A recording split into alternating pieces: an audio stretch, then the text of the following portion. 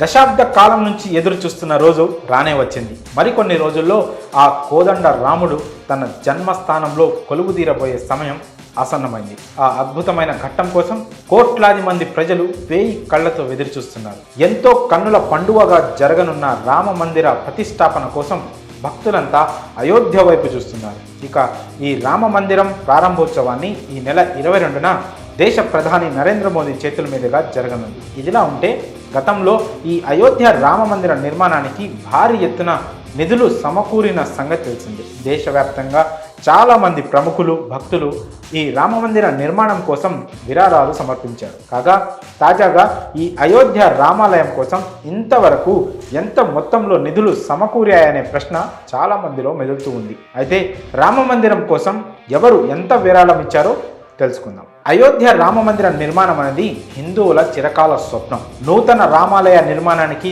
దేశవ్యాప్తంగా 11 కోట్ల మంది ప్రజలు తమకు తోచిన విధంగా విరాళాలు అందించారు. అయితే ఇప్పటి వరకు ప్రజల నుంచి 900 కోట్ల నిధులు సేకరించాలని రామ మందిర్ ట్రస్ట్ లక్ష్యంగా పెట్టుకుంది. కానీ గత సంవత్సరం 2023 ఆఖరి వరకు ఈ రామాలయ నిర్మాణానికి 5,000 కోట్లకు పైగా విరాళాలు అందాయి. శ్రీ రామ జన్మభూమి తీర్థ క్షేత్ర ట్రస్ట్ తెలిపిన వివరాల ప్రకారం రామ మందిర నిర్మాణం కోసం 3,200 కోట్ల విరాళాలు అందాయి. ఇప్పటి వరకు 18 కోట్ల మంది భక్తులు Punjab national bank, bank of Baroda ఖాతాల్లో 3,200 కోట్ల రూపాయలు జమ చేసినట్టు ఆలయ ట్రస్ట్ తెలిపింది. ఈ బ్యాంకు ఖాతాల్లో విరాళంగా వచ్చిన మొత్తాన్ని ట్రస్ట్ ఫిక్స్డ్ డిపాజిట్ చేసింది. దానిపై వచ్చిన వడ్డీతోనే ఇప్పటి వరకు ఆలయ నిర్మాణ పనులు జరిగినట్లు వెల్లడించింది. ఇక ఈ అయోధ్య రామ మందిర నిర్మాణానికి ఆధ్యాత్మిక గురువు కథకులు మొరారి బాపు అత్యధిక మొత్తంలో విరాళం ఇచ్చారు.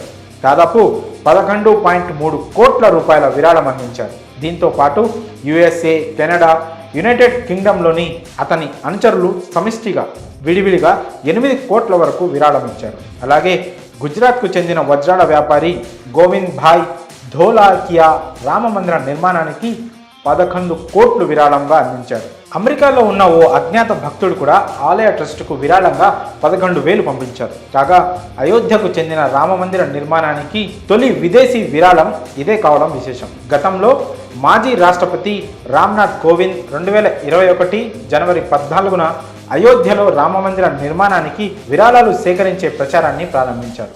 ఇంకా దేశంలో అయోధ్య ఆలయ నిర్మాణానికి 5 లక్షలు చెక్కు రూపంలో విరాళం ఇచ్చిన తొలి వ్యక్తి కూడా రామ్నాథ్ కోవిందే కావడం విశేషం. మరి అయోధ్య రామాలయ నిర్మాణానికి అందిన విరాళాలపై మీ అభిప్రాయాలను కామెంట్స్ రూపంలో తెలియజేయండి.